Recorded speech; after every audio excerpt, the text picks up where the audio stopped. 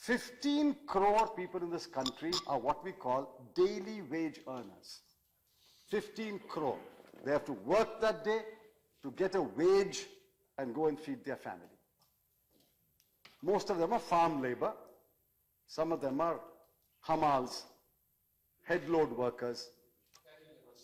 Casual manual labor is 15 crore a day. 25.5 crore workers are daily income earners. That means flower seller, fruit seller, carpenter, plumber, electrician.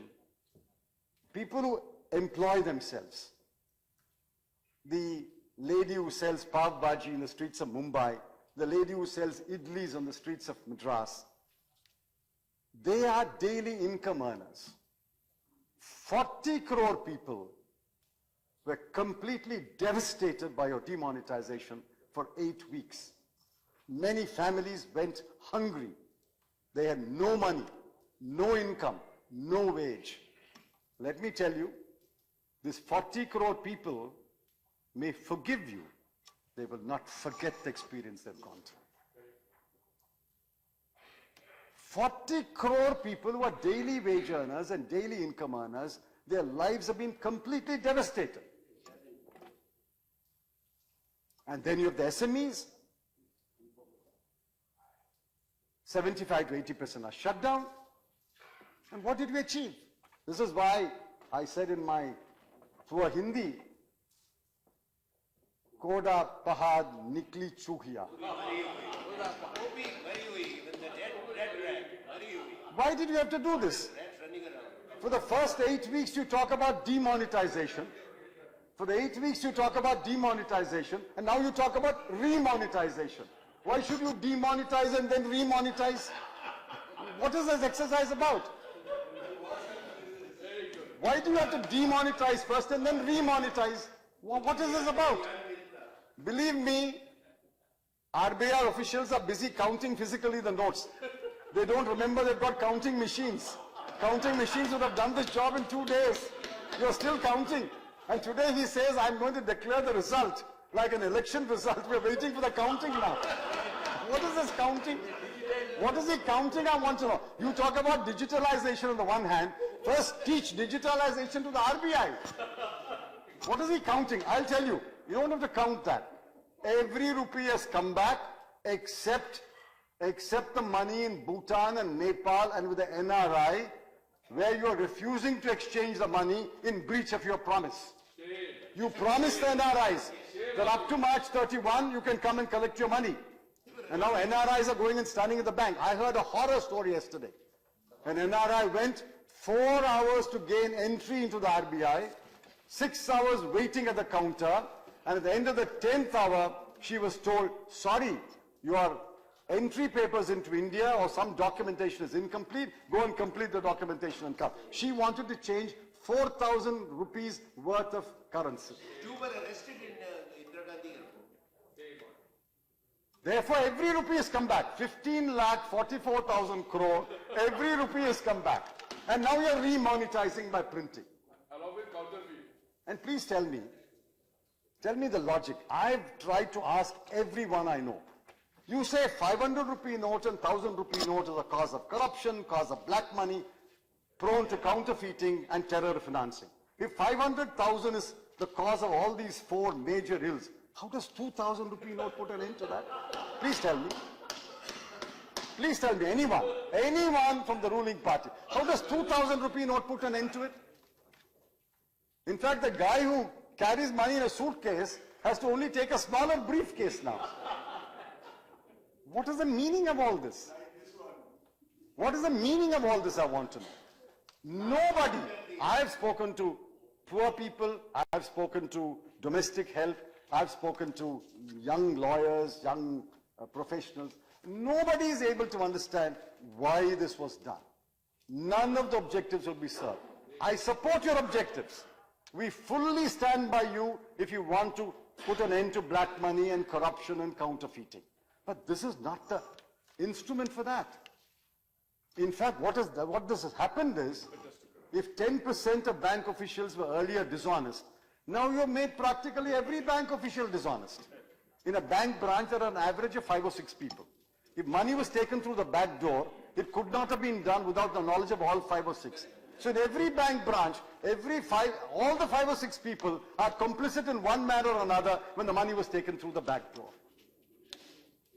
This is a completely irrelevant exercise. Don't even try to defend it. I know all of you try to defend it. You're obliged to. You're obliged to. You're loyal members of your party when your Prime Minister defends it so passionately. The narrative changes, of course, from time to time. You have to defend it. The narrative started with corruption and black money. It switched over to cashless society.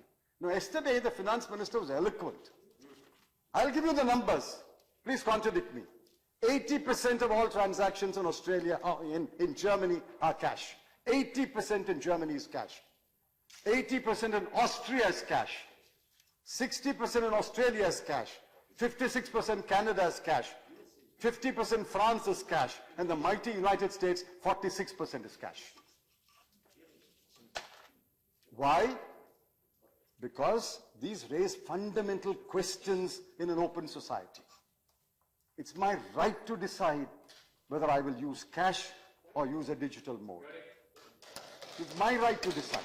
You can't tell me. I'll tell you examples. A young lady wants to buy lingerie in her undergarments. Why should there be a record of what she buys? A young couple wants to take a private holiday. A young couple wants to take a private holiday. Why should there be a digital record of that holiday? And what they buy? I want to give money to my daughter-in-law to supplement the money given by my son to my daughter-in-law to run the house. But I don't want my son to know that. Because I want her to have some money to spend at her discretion.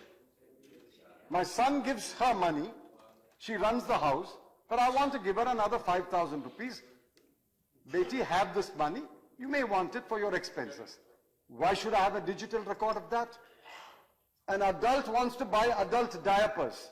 Why should there be a record of that? I have a serious ailment. I buy medicines. Why should anyone know what ailment I have and what medicines I buy?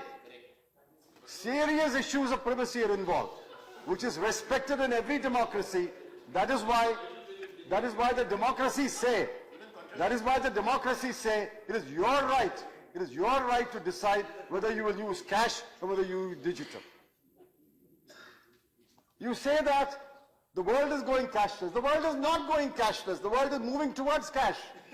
I'll tell you the numbers. In the last 10 years, the value of dollar currency, dollar notes, has doubled to $1.48 trillion. And in the same 10-year period, the value of euros has doubled to 1.09 trillion euros. Dollar and euro are the two major currencies of the world. Now yuan is coming into the picture. These two currencies, the amount of currency used has not reduced. The amount of currency used has actually doubled. What does that mean? It doesn't mean you're moving towards cashless. Of course, more transactions are done by cash. I'm not denying that. I support it. I support more transactions being done by cash. You have done a couple of good things. You've expanded our list. You have now made certain transactions mandatorily non-cash. We did it by amending the Income Tax Act. You are now doing it by amending the Income Tax Act. I support it. But that is the way to go. Not to tell people, go to your village fair, buy potatoes and tomatoes and pay 7 rupees 50 paisa by a credit card. What will the poor lady do? Does she have a POS machine there? Is it connected to a electricity source? Is there Wi-Fi there? Is the internet working there? Do you know that every village has got a village fair? In my part of the country, the village fair takes in turns. Monday in this village, Tuesday in the next village, Wednesday in that village. All over India. Everywhere. That is where you bring your produce and sell. Vegetable, fruit, baskets, toys, plastic. You bring it and sell. You think all of them should have a POS machine in their hand? What kind of a false picture that you are presenting? Smartphones, Android, you have to use. Don't even try to defend demonetization. I know that it is too big a blunder and you're too proud of people to accept that you made a mistake. But at least spare us the ignominy of listening to this labored defense of demonetization. The deed has been done. The consequences will be felt. It will have an impact on the economy. 1% means 1.5 lakh crore rupees of economic detriment. 1.5% means 2,25,000 crore. It has been done. We have to live through it. There's nothing else you can do about it. We have to live through it. People ask me, when will it end? I said it won't end. It will simply taper down, and over 6 to 8 months, we will come back to normal. But in the meanwhile, the economy would have been severely damaged.